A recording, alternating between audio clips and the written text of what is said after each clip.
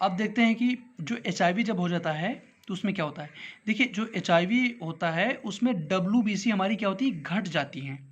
ठीक है, याद रखना WBC घटने से HIV एड्स कभी नहीं होता, जबकि HIV होने से WBC जरूर घट जाती हैं। ठीक है, याद रखना इसको। HIV एड्स के बारे में थोड़ा जान देते हैं। ये सबसे पहले 1981 में USA में पता लगाया गया था। 1986 में इंडिया में आया। सबसे पहले कहाँ, साउथ अफ्रीका में ये एक बंदर में खोजा गया था। ठीक है, HIV क्या होता है, human immunodeficiency virus. AIDS क्या होता है, acquired immunodeficiency syndrome. Syndrome क्या होता है, सिंड्रोम वर्ड जो होता है, सिंड्रोम मीन्स होता है ग्रुप ऑफ डिसीजेज। ठीक है, ये क्या होता है, एक ग्रुप मतलब डिसीजेज मतलब बीमारियों का एक क्या समूह होता है, तभी इसका लाइलाज हो जाता है। ठीक है, अभी तक ये ला इलाज ही है HIV। इसकी फैमिली देखते हैं। जो एड्स होता है वो रेट्रो फैमिली से बिलोंग करता है। ठीक है, HIV का फूड क्या होता है, HIV का जो फूड होता है वो WBC ही होता है, मतलब ब्लड। ठीक है, HIV जो होता है वो WBC को किल करता है या उनको खाता है, जो कि हमारे ब्लड का एक पार्ट्स है। ठीक है, कैसे, देखिए यह वायरस क्या होता है, ब्लड से कांटेक्ट होने पर फैल जाता है, ये तो पता है आपके। इन्फेक्टेड नीडल से फैलता है, सेक्सुअल कांटेक्ट से फैलता है। ये क्या होता है, जो गैमेट सेल्स होती हैं ये जब एक दूसरे कांटेक्ट में आती हैं तो एड्स फैल जाता है। ठीक है, दूसरा मदर टू चाइल्ड, ये गर्भावस्था में मदर से चाइल्ड में चला जाता है। ठीक है, हो सकता है। इसके लिए टेस्ट क्या होता है, इसके लिए टेस्ट होता है एलिसा टेस्ट। एलिसा का फुल फॉर्म क्या होता है, एंजाइम लिंक्ड इम्यूनो सॉर्बेंट एस्से। ठीक है, लक्षण क्या होते हैं, भूख न लगना, वजन कम होना, तेज बुखार, सिर दर्द, ये सभी होते हैं। ठीक है, इलाज क्या है, इसका कोई इलाज नहीं है, मतलब इसका कोई भी इलाज अभी तक नहीं है। लेकिन ये जब जिसको हो जाता है तो उसके लिए डॉक्टर एक ड्रग देता है, हैवी मेडिसिन देता है। इसका नाम होता है एजाइडोथाइमिडीन। ठीक है, यह क्या करती है, इम्यून सिस्टम को थोड़ा अच्छा कर देती है, जिससे क्या होता है, रोगी ठीक तो नहीं होता लेकिन जीवित रहता है। ड्रग क्या होती है, ड्रग मीन्स वो ड्रग नहीं होती है जो नशा वाला, ड्रग मीन्स होता है हैवी डोज ऑफ मेडिसिन का एक हैवी डोज, वो ड्रग होता है। ठीक है, ये रहा WBC के बारे में। ठीक है, मैंने थोड़ा लॉन्ग में बता दिया कैसे होता है। अब देखते हैं प्लेटलेट्स, बिम्बाणु इसको बोलते हैं। ठीक है, केमिकल नेम क्या होता है, थ्रोम्बोसाइट्स। एक चीज़ याद रखना, साइंस में थ्रोम्बो या थ्रोम्ब वर्ड जो होता है वो क्लॉट, थक्के को डिनोट करता है। ठीक है, तो कहने का मतलब ये है कि प्लेटलेट्स कहीं ना कहीं क्लॉटिंग करने में हेल्पफुल होंगी।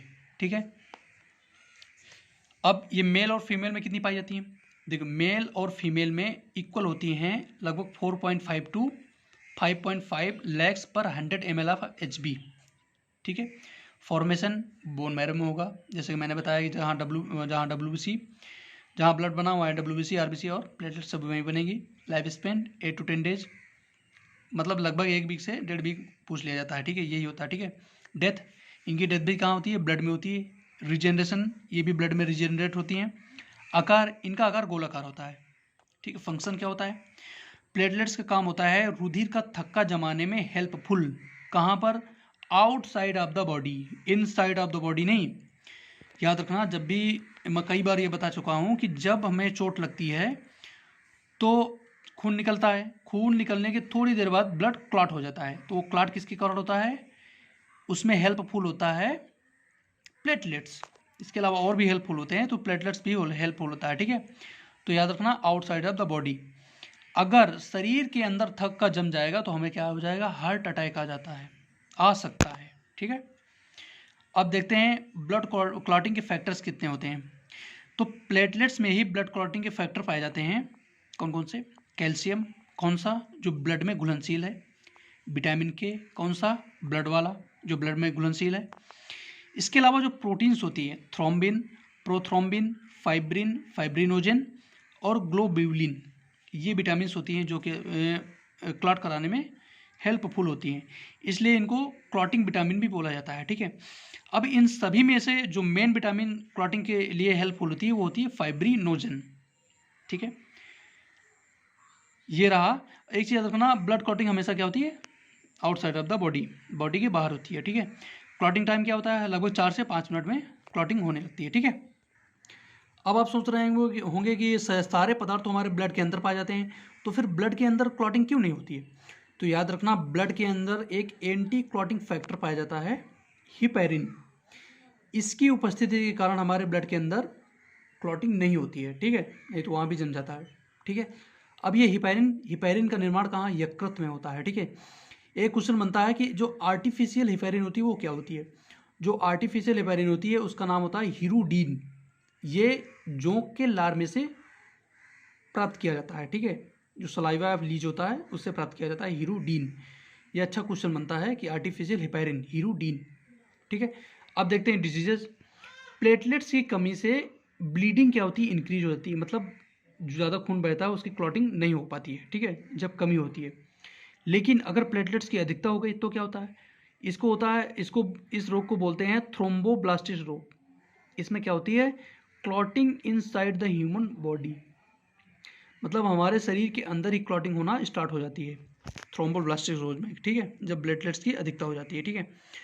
अब दूसरा होता है हीमोफीलिया या हेमोफीलिया। इसको रॉयल डिजीज बोला जाता है, क्यों, क्योंकि ये सबसे पहले क्वीन विक्टोरिया के परिवार में सबसे पहले पाई गई थी। इसको ये एक जेनेटिक डिजीज होती है, ठीक है। इसमें क्या होता है, इसमें क्या होता है, प्लेटलेट्स बनना ही बंद हो जाती हैं हीमोफीलिया में, ठीक है। तो किसी को चोट लग गई तो उनका खून बहता रहता है और अंत में उसकी मौत हो जाती है, ठीक है। अब देखते हैं कि मेल और फीमेल में कितनी मात्रा होनी चाहिए ब्लड की कि वो डोनेट कर सके। तो नॉर्मली ऐसे माना गया है कि मेल में अगर 14 से 17 यूनिट्स अगर खून है तब वो 1 यूनिट डोनेट कर सकता है, ठीक है। महिलाओं में कितना होगा, 10 से 14 यूनिट। याद रखना 1 यूनिट में 350 ml होता है, 350 ml होता है 1 यूनिट बराबर, ठीक है। अब एक चीज़ याद रखना, एक डेंगू रोग होता है, ठीक है, दूसरा होता है मलेरिया। इसके बारे में थोड़ा देखते हैं कैसे। देखिए जो डेंगू होता है इसको हड्डी तोड़ बुखार बोला जाता है।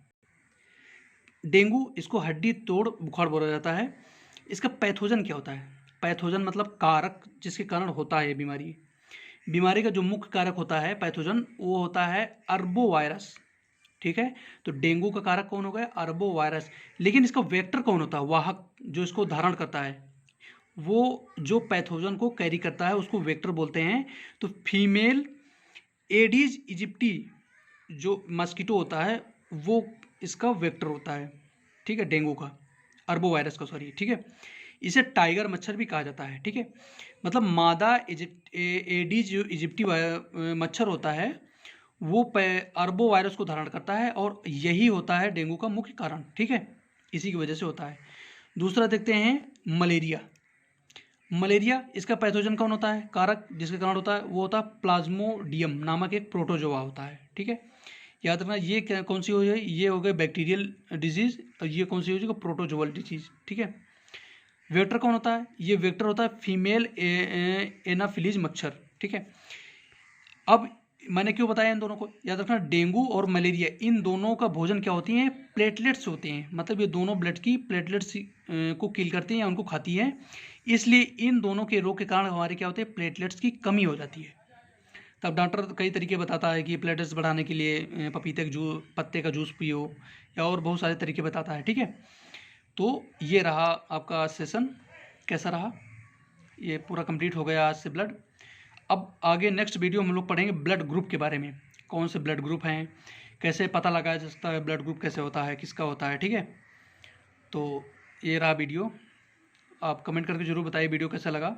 अच्छा लगे तो लाइक करिए, शेयर करिए और मेरे चैनल को सब्सक्राइब ज़रूर करिए।